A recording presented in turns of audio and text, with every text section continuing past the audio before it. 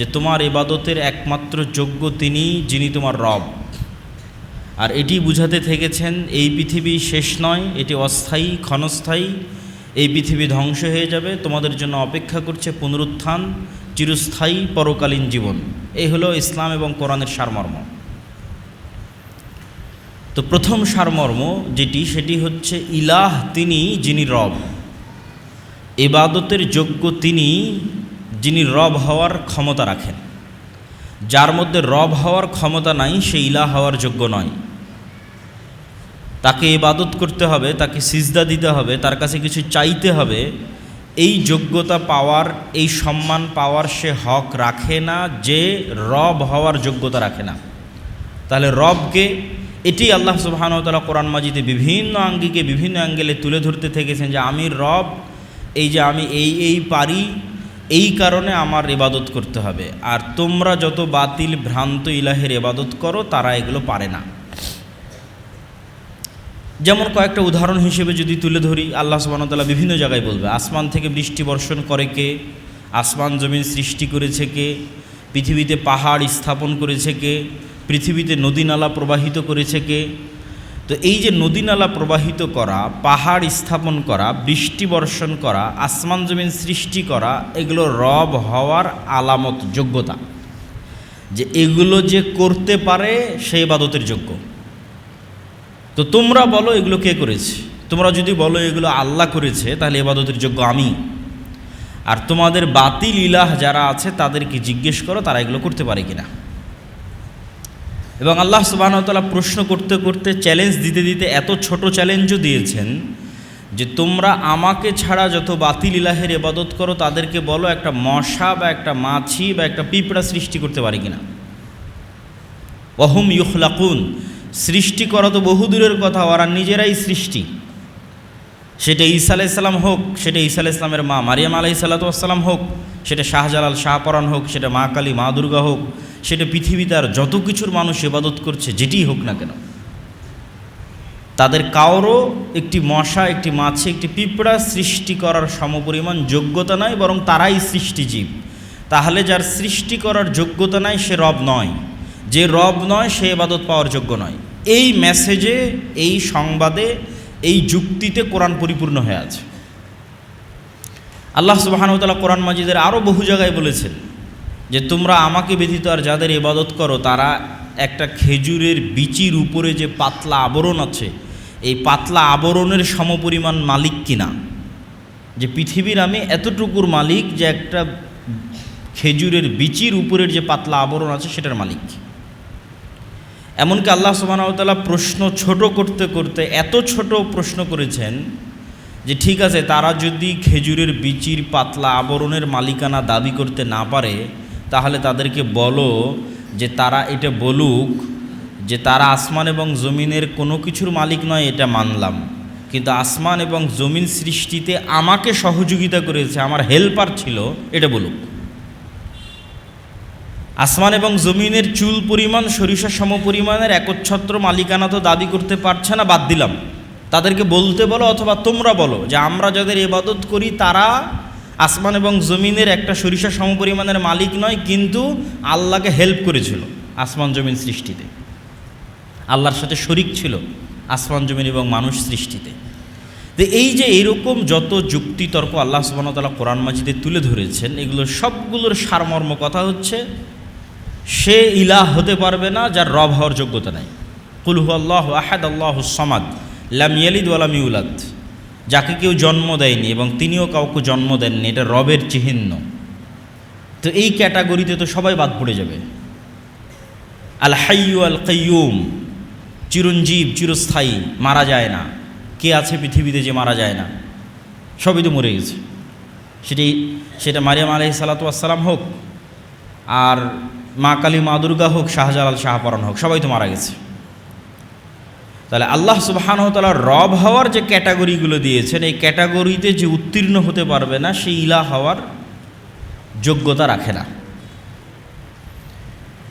এত এই আলোচনা করার পিছনে কারণ কি? দাজ্জালের ফিতনা কেন ভয়াবহ? এই জন্য ভয়াবহ যে আল্লাহ সুবহানাহু ওয়া তাআলা এত যুক্তি তর্ক দেওয়ার পরেও এবং এক্সিস্টিং বর্তমান পৃথিবীতে যারা আল্লাহ ব্যতীত ইলাহের দাবিদার আছে তারা কেউই রব হওয়ার প্রমাণ দিতে না পারার পরেও পৃথিবীর কয়জন মানুষ তাওহীদের অনুসরণ করে? পৃথিবীর কয়টা মানুষ শিরক মুক্ত? পৃথিবীর 600 কোটি মানুষের মধ্যে কয়জন মানুষ আল্লাহ সুবহানাহু ওয়া তাআলার এই তাওহীদের স্বীকৃতি দিচ্ছে? না খ্রিস্টানেরা, না হিন্দুরা। আর মুসলমানদের মধ্যেও নামধারী পথভ্রষ্ট বিভ্রান্ত আছে যারাও এই তাওহীদের পরিপূর্ণ বাস্তবায়ন করতেছে না। তাহলে রব হওয়ার যোগ্যতা প্রমাণ না দিতে পারার পরেও পৃথিবীর মানুষ বাতিল ইলাহের ইবাদত করতেছে, অথচ তারা রব হওয়ার প্রমাণ দিতে পারেনি। তাহলে সেই দিন কি হবে মানুষের, যেই দিন এমন বাতিল ইলাহের দাবিদার আসবে যে রব হওয়ারও প্রমাণ দিবে? সে তো দাজ্জাল। দাজ্জালের ফিতনা কেন ভয়াবহ? রব হওয়ার প্রমাণ দিতে না পারার পরেও পৃথিবীর লক্ষ লক্ষ কোটি কোটি মানুষ, পৃথিবীর 90% মানুষ বাতিল ইলাহের ইবাদত করতেছে, অথচ তারা রব হওয়ার প্রমাণ দিতে পারেনি। তাহলে পৃথিবীর মানুষের কি হবে যেই দিন দাজ্জাল রব হওয়ার প্রমাণ দিবে? বলবে কোরআনে তো আল্লাহ সুবহানাহু ওয়া তাআলা বলেছে আসমান থেকে বৃষ্টি কে বর্ষণ করে? আমি দাজ্জাল, আমি আসমান থেকে বৃষ্টি বর্ষণ করছি। তাই এবার রব হওয়ার প্রমাণ দিয়ে দিল। ফেরাউনও যে প্রমাণ দিতে পারেনি, নমরুদও যে প্রমাণ দিতে পারেনি,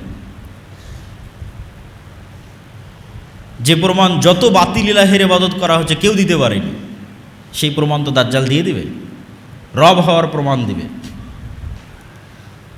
তার আদেশে আসমান বৃষ্টি বর্ষণ করবে, তার আদেশে জমিন ফসল উৎপাদন করবে, এমনকি তার আদেশে আল্লাহ সুবহানাহু ওয়া তাআলার অনুমতিতে মৃতকেও জীবিত করতে পারবে।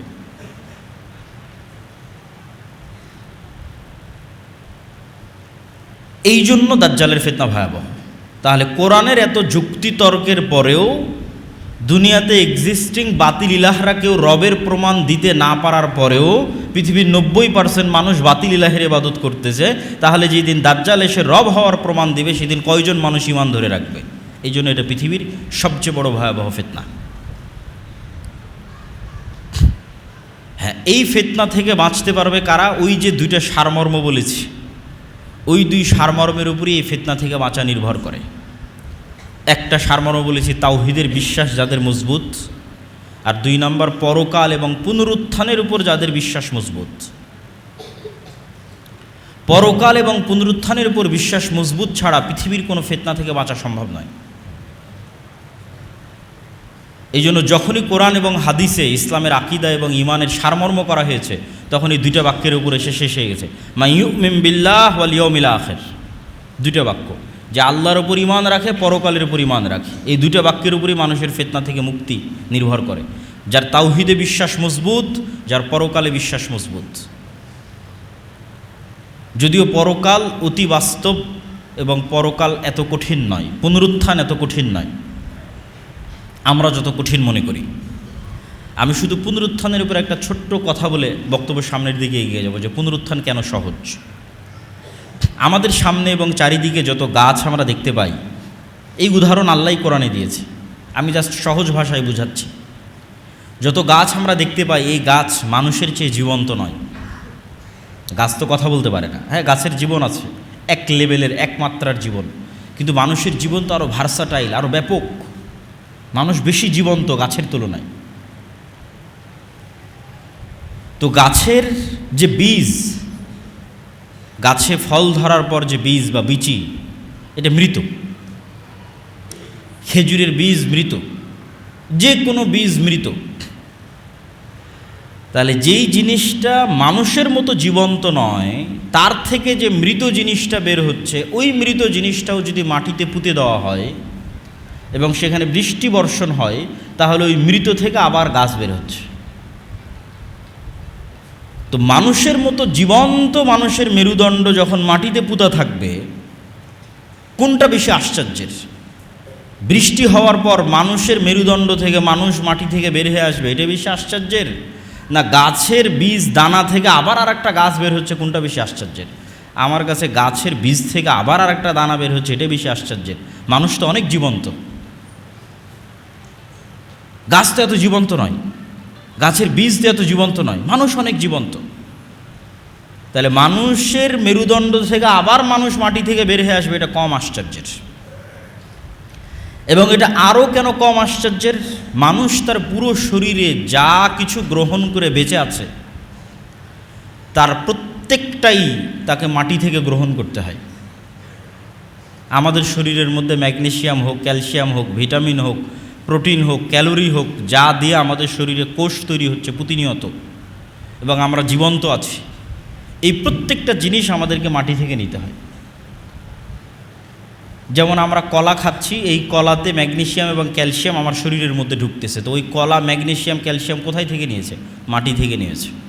তাহলে আমার শরীরের মধ্যে যা ভিটামিন, প্রোটিন, ম্যাগনেসিয়াম, ক্যালসিয়াম আছে তার সব কিছু মাটির মধ্যে আছে। তাহলে আল্লাহ সুবহানাহু ওয়া তাআলা এখন আমার শরীরের মধ্যে যদি কোষ তৈরি করতে পারেন, কালকে এই সেম জিনিস থাকার কারণে কেন মাটির মধ্যে কোষ তৈরি হবে না? কেন হবে না? যেহেতু আমি সবই মাটি থেকে নিচ্ছি, তো সবই মাটি থেকে নেওয়ার পর আমার শরীরের মধ্যে কোষ তৈরি হচ্ছে, এবার আমি যখন মাটিতে চলে যাব সেখানে ওই সেম জিনিস থাকার পরে ওখানে কেন কোষ তৈরি হবে না? তো 1 সেকেন্ডের ব্যাপার, 1 মিনিটের ব্যাপার আল্লাহ সুবহানাহু ওয়া তাআলার জন্য। এই জন্য পুনরুত্থান অতি সহজ এবং অতি বাস্তব। তো যাদের ঈমান পুনরুত্থানের উপর মজবুত থাকবে এবং যাদের ঈমান আল্লাহর তাওহীদের উপর মজবুত থাকবে, তারা পৃথিবীর যে কোনো ফিতনা থেকে মুক্ত থাকতে পারবে, দাজ্জালের ফিতনা থেকেও মুক্ত থাকতে পারবে। তো কিয়ামতের পূর্ব মুহূর্তে যে সংঘটিত ফিতনা সমূহ, এগুলোর যদি সারমর্ম বলি, সারমর্ম বলতে গেলে বলা যায় রাসূলুল্লাহ সাল্লাল্লাহু আলাইহি ওয়াসাল্লামের একটা হাদিস, যে উদুদ সিত্তাম বাইনি ওয়া বাইনা ইয়াদাই সাআহ, তোমরা আমার মধ্যে এবং কিয়ামতের মধ্যে 6টা জিনিসকে গণনা করে রাখো। 1 নম্বর হচ্ছে মাউতি, আমার মৃত্যু। রাসূল সাল্লাল্লাহু আলাইহি ওয়াসাল্লামের প্রেরিত হওয়াই পৃথিবীর সবচেয়ে বড় কিয়ামতের আলামত। কেন আগে যত নবী চলে গেছে সব নবীর পর মানুষ আর এক নবীর অপেক্ষা করেছে। মুহাম্মদ সাল্লাল্লাহু আলাইহি ওয়াসাল্লাম যেহেতু শেষ নবী, সেহেতু আর দ্বিতীয় কোনো নবীর অপেক্ষা নেই, এখন অপেক্ষা শুধু কিয়ামতের। অতএব কিয়ামতের সবচেয়ে বড় আলামত অতিক্রম হওয়া 1400 বছর পার হয়ে গেছে, সেটা হচ্ছে মুহাম্মদ সাল্লাল্লাহু আলাইহি ওয়াসাল্লামের পৃথিবীতে প্রেরিত হওয়া এবং তার মৃত্যু। তারপর রাসূল সাল্লাল্লাহু আলাইহি ওয়াসাল্লাম বললেন মসজিদে আকসার বিজয়, তারপরে বললেন ভয়ঙ্কর মহামারী,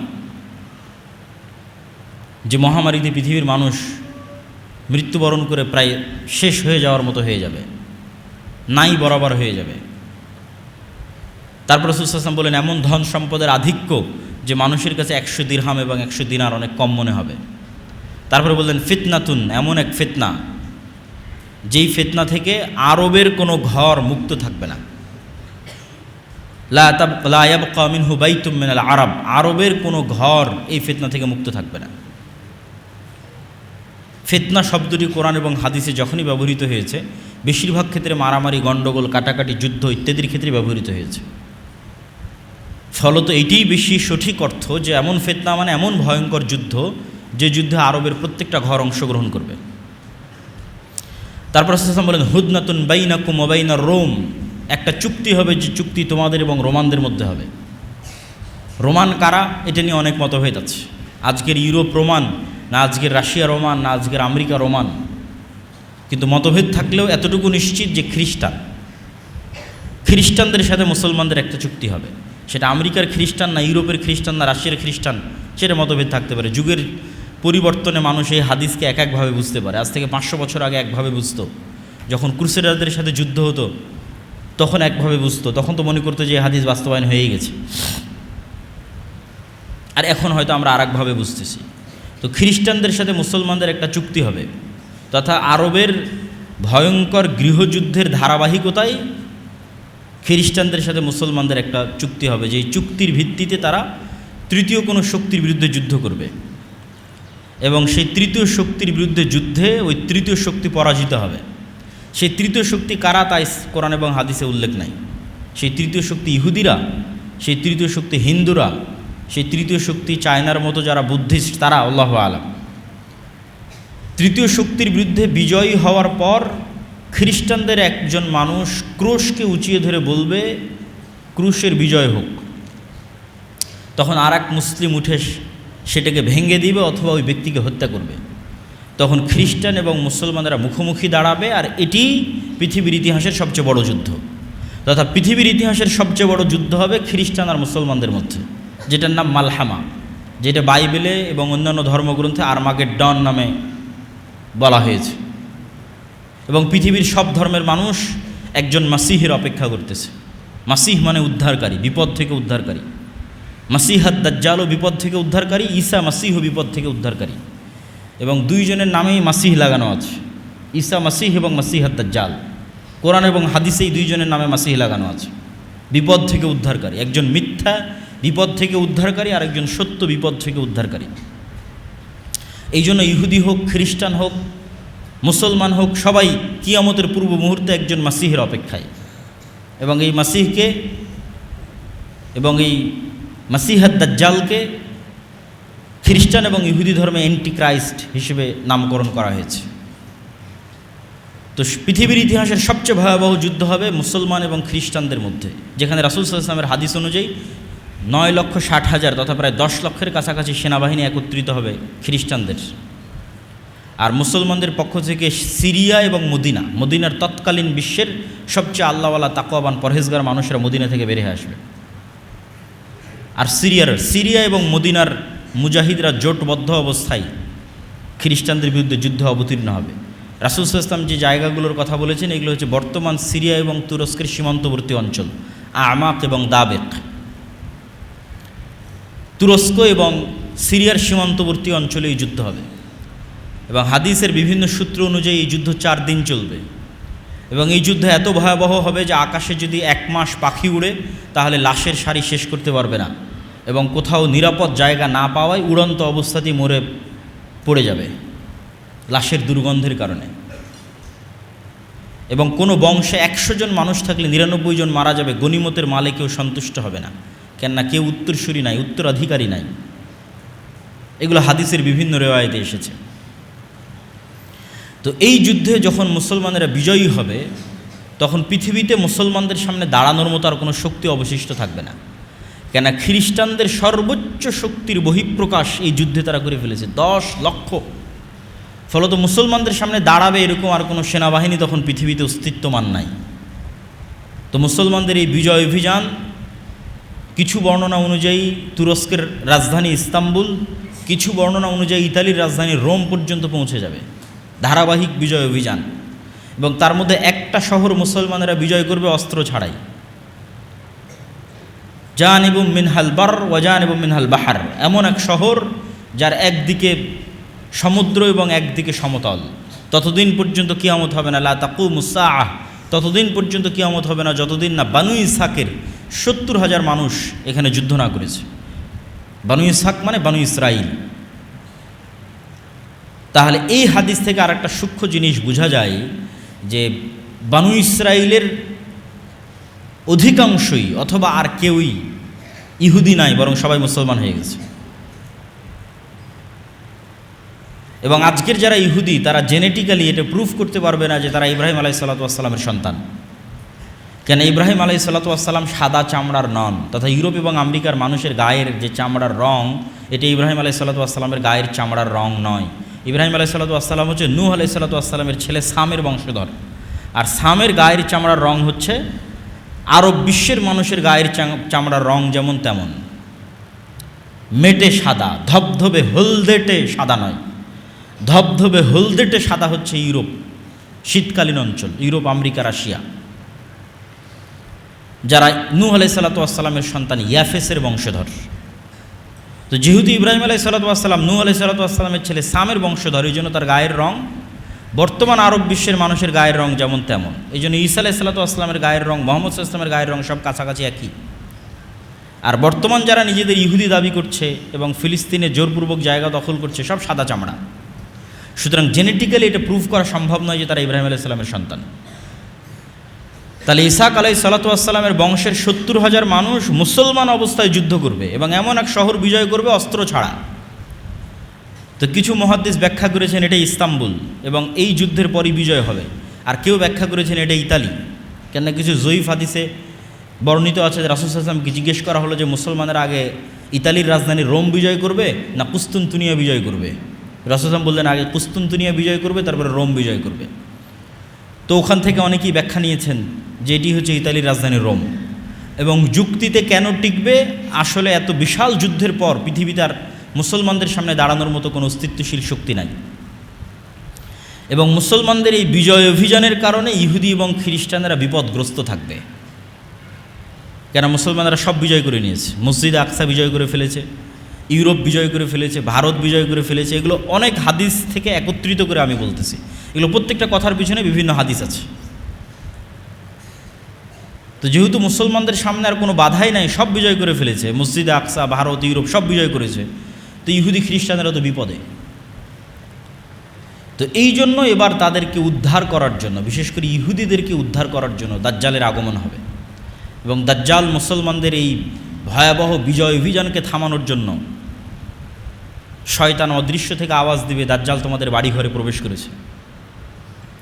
এবং মুজাহিদরা তাদের এই বিজয় অভিযান থামিয়ে, কেন এটা পৃথিবীর ইতিহাসের সবচেয়ে ভয়াবহ ঘটনা যে দাজ্জাল বের হয়ে গেছে, শকিং নিউজ, এর চেয়ে ভয়ঙ্কর সংবাদ আর হতে পারে না।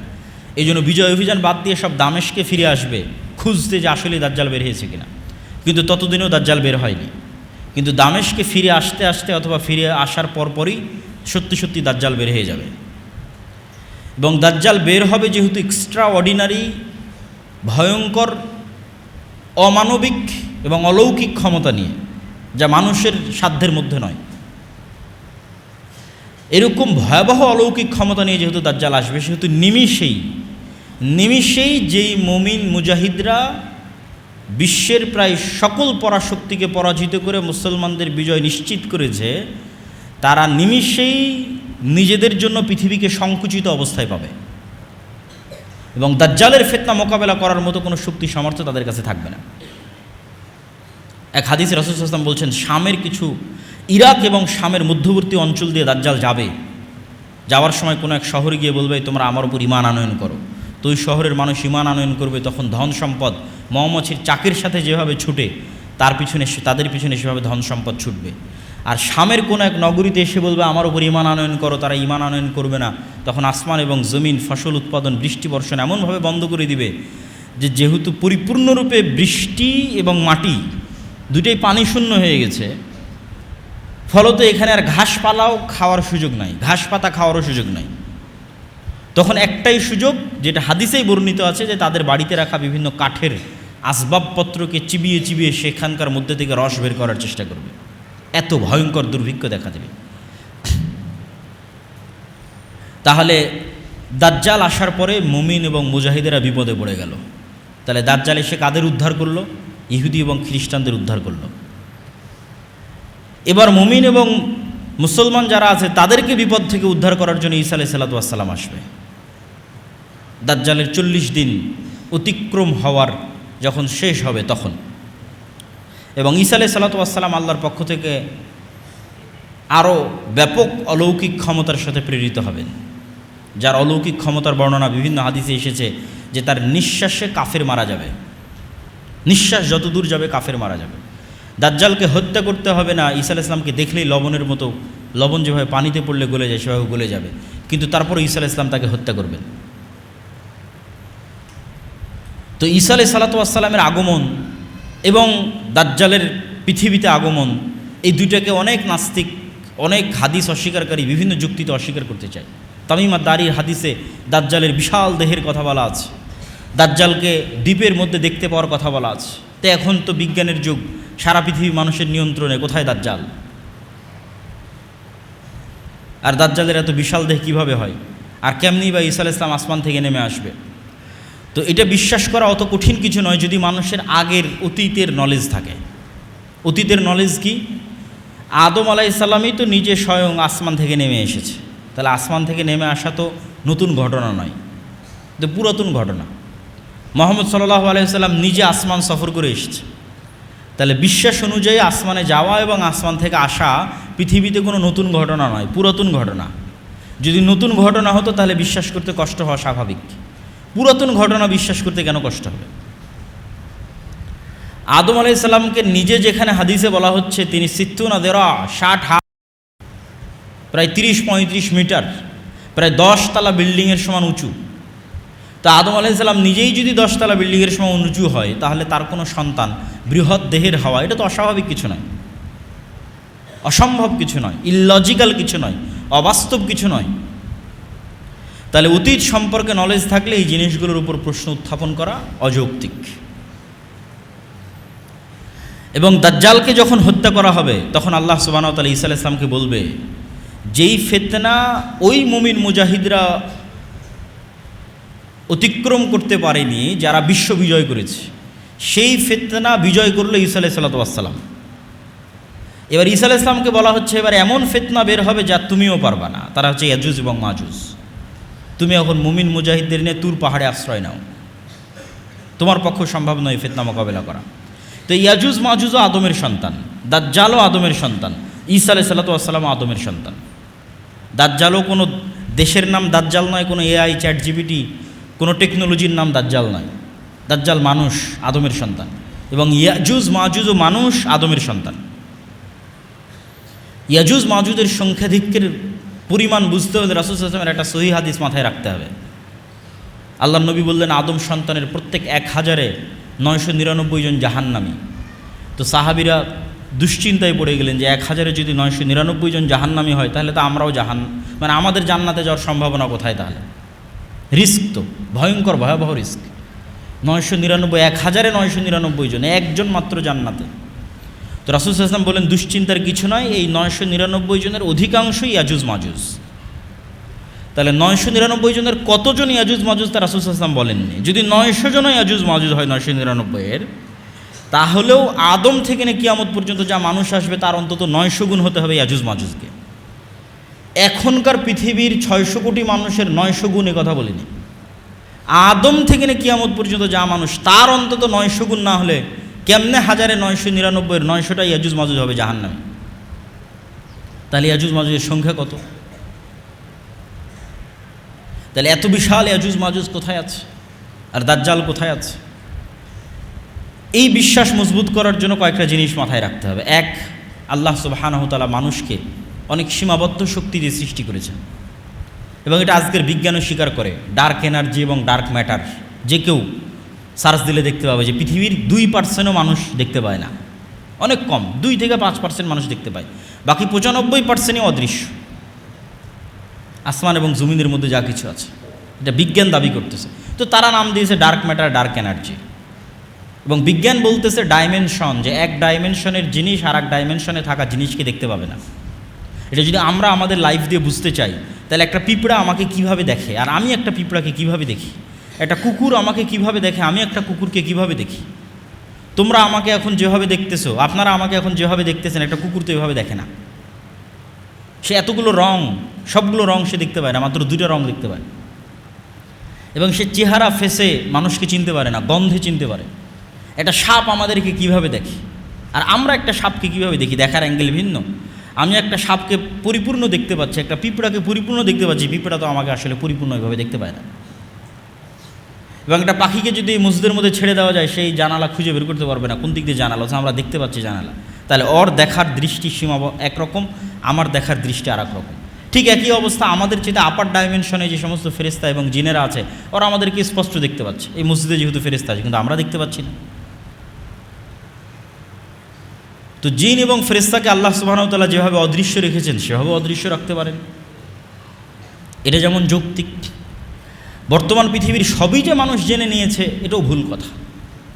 মাটির নিচে কি আছে সেটাই মানুষ ভালোভাবে জানে না, যদিও চাঁদ পর্যন্ত পৌঁছে গেছে মানুষ, কিন্তু মাটির নিচে মানুষের সফরের সীমাবদ্ধতা হচ্ছে 12 কিলোমিটার,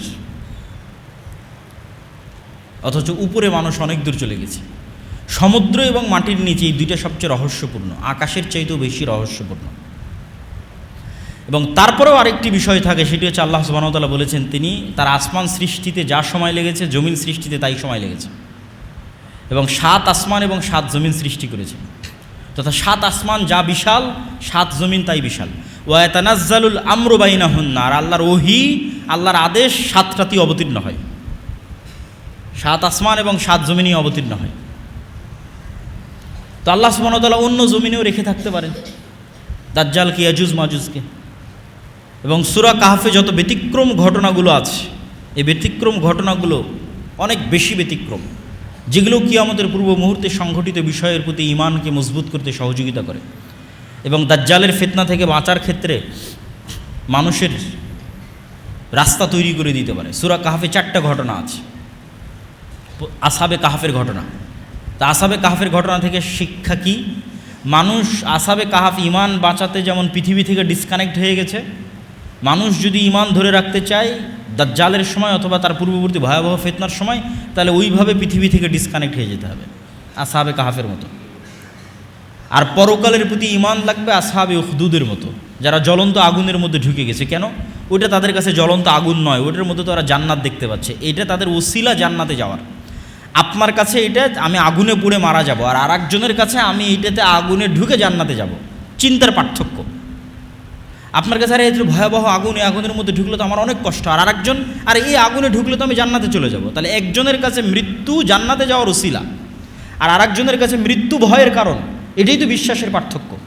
যার কাছে মৃত্যু জান্নাতে যাওয়ার ওসিলা, তথা যার পরকালের প্রতি বিশ্বাস মজবুত, তার কাছে মৃত্যু তো জান্নাতে যাওয়ার ওসিলা। তো এখন সামনে আগুন থাকুক আর যাই থাকুক, সেটা তো বিষয় নয়।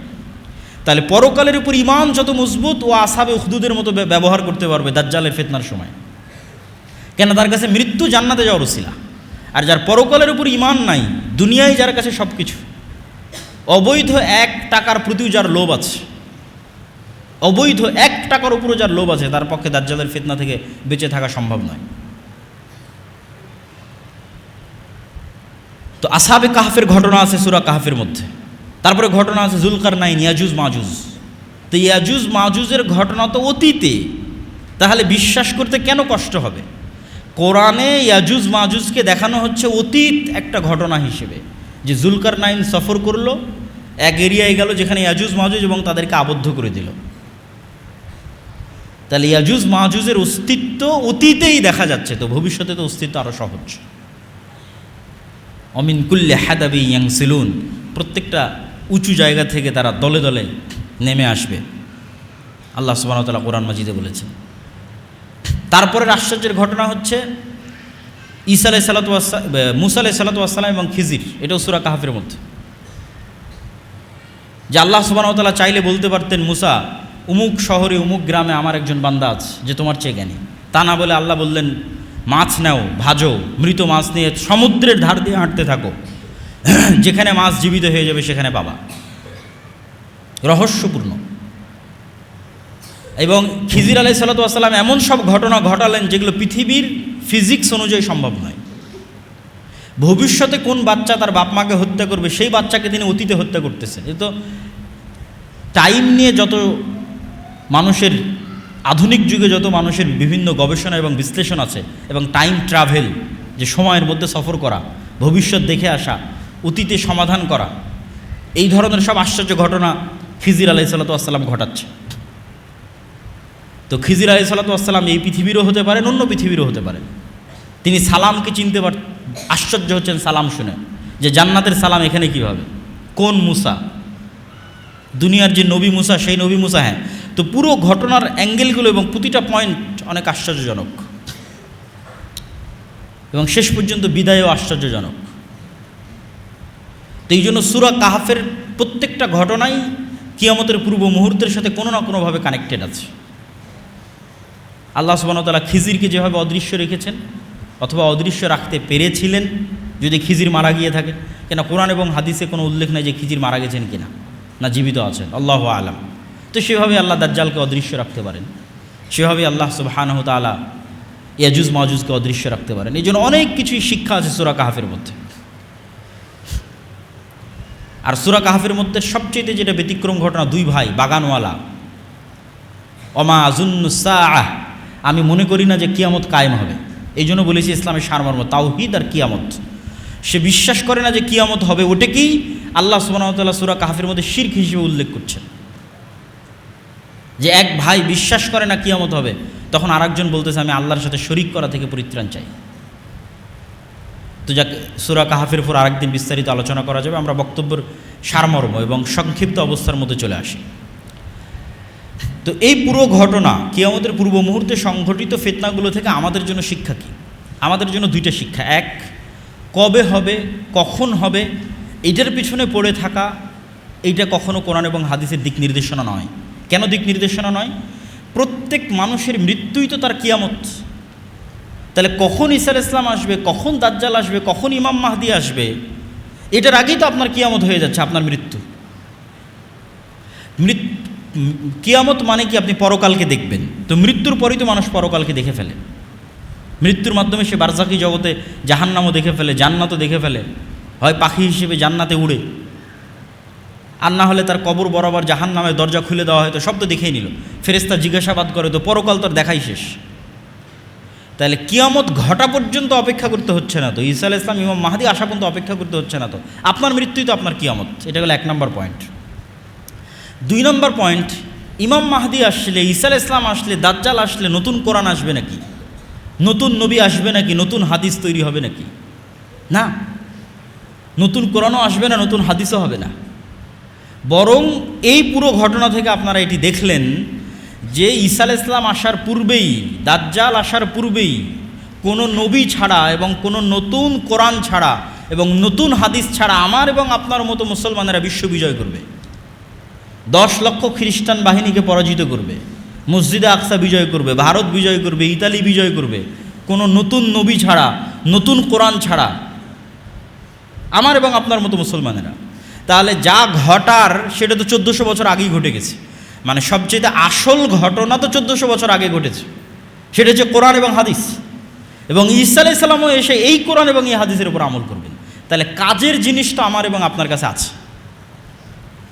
আর কিয়ামত তো নির্ধারিত, সেটা যে আমার এবং আপনার মৃত্যু। তাহলে কবে ইমাম মাহদি আসবে, সেই দিন সব কিছু হবে, এই অপেক্ষায় বসে থাকা বুদ্ধিমানের? না, যেটা আসল ঘটনা ঘটে গেছে এবং আপনার কাছে আছে, আর আমার এবং আপনার মতো মুসলমানেরা এত বড় বড় বিজয় সম্পূর্ণ করবে, তাহলে আপনি কেন চেষ্টা করবেন না? আর তো নতুন নবীও আসবে না, নতুন কোরআনও আসবে না। তাহলে আমার এবং আপনার জন্য কাজ স্পষ্ট, আমার মৃত্যু, আমার কিয়ামত, আর এই কোরআন এবং এই হাদিসের মাধ্যমে মুসলমানদের বিজয় হবে। এই কোরআন এবং এই হাদিস ফলো করেই কিয়ামতের পূর্ব মুহূর্তে মুসলমানেরা বিজয় করবে, ইমাম মাহদি বিজয় করবে, ঈসা আলাইহিস সালাম বিজয় করবে। সেই কোরআন এবং হাদিস আমাদের কাছে আছে। তাহলে এই কোরআন হাদিসকে সামনে রেখে নিজেদের জীবন গড়া এবং নিজের মৃত্যুর জন্য প্রস্তুতি নেওয়া এবং আল্লাহর দ্বীনকে বিজয় করার চেষ্টা করা, এটি হলো সবচেয়ে বড় অন্যতম মেসেজ আজকের এই বক্তব্য থেকে, শিক্ষা। আর দাজ্জালের ফিতনা থেকে বাঁচার প্রস্তুতি সবসময় থাকতে হবে। কেন? কিয়ামতও যেমন হঠাৎ হবে, দাজ্জালও তেমন হঠাৎ বের হবে, বাগদাতান, হঠাৎ। রাসূল সাল্লাল্লাহু আলাইহি সাল্লামও বলেননি যে না, আমার যুগে দাজ্জাল বের হবে না, এরকম স্পষ্ট বলেননি। ইবনু সাইয়াদের হাদিসগুলো পড়ে দেখতে পারেন। ওমর রাদিয়াল্লাহু তাআলা আনহুকে রাসূল সাল্লাল্লাহু আলাইহি ওয়াসাল্লাম বলছে, এ যদি দাজ্জাল হয় তাহলে একে হত্যা করবে ঈসা আলাইহিস সালাম, আর যদি দাজ্জাল না হয় তাহলে তুমি কেন নিরপরাধ মানুষকে হত্যা করবে? একবার রাসূল সাল্লাল্লাহু আলাইহি ওয়াসাল্লাম বললেন, না রে, আমার যুগে আবার দাজ্জাল বের হয় নাকি? তথা দাজ্জাল যে কোনো মুহূর্তে, যে কোনো সময় বের হয়ে যেতে পারে, বাগদাতান, কিয়ামত হঠাৎ হবে। তো দাজ্জালের ফিতনা থেকে বাঁচার জন্য যেমন আল্লাহ সুবহানাহু ওয়া তাআলার কাছে দোয়া করতে হবে, ঠিক তেমনি যেই কারণে আপনি দাজ্জালের ফিতনা থেকে বাঁচবেন, ওই ধরনের দাজ্জালীয় ফিতনা, দাজ্জালুনা কাজ্জাবুনা, আসল দাজ্জালের আগে আরও 30টা দাজ্জালুনা কাজ্জাবুনা বের হবে। তো এই জন্য সত্য মিথ্যার সংমিশ্রণ এবং মুসলমানদের উপর বিপদ আসতেই থাকবে। এই জন্য ইমানের পরীক্ষায় ওই সেম জিনিসগুলোই কাজে দিবে। তাওহীদ, পুনরুত্থানের উপর মজবুত বিশ্বাস, আল্লাহর উপর মজবুত বিশ্বাস, পুনরুত্থানের উপর মজবুত বিশ্বাস। এবং বিশ্বাসকে মজবুত করার জন্যই আমাদের যে সংক্ষিপ্ত একটা লেখনী আছে, আল্লাহর পথে যাত্রা, এটি শুধু এই উদ্দেশ্যেই লেখা। মানুষ যত বেশি কোরআনের সাথে কানেক্টেড হবে, যত বেশি হাদিসের সাথে কানেক্টেড হবে, যত বেশি তাদের ইমানকে মজবুত করবে, আল্লাহর প্রতি ইমানকে এবং পুনরুত্থান, আবার যে আল্লাহ তাদেরকে সৃষ্টি করবেন, এটির উপর মানুষের ইমান যত মজবুত হবে, মানুষ তত দুনিয়ার ফিতনা থেকে বেঁচে থাকতে পারবে। আল্লাহ সুবহানাহু ওয়া তাআলা আমাদের তৌফিক দান করুক। আল্লাহুম্মা আমিন।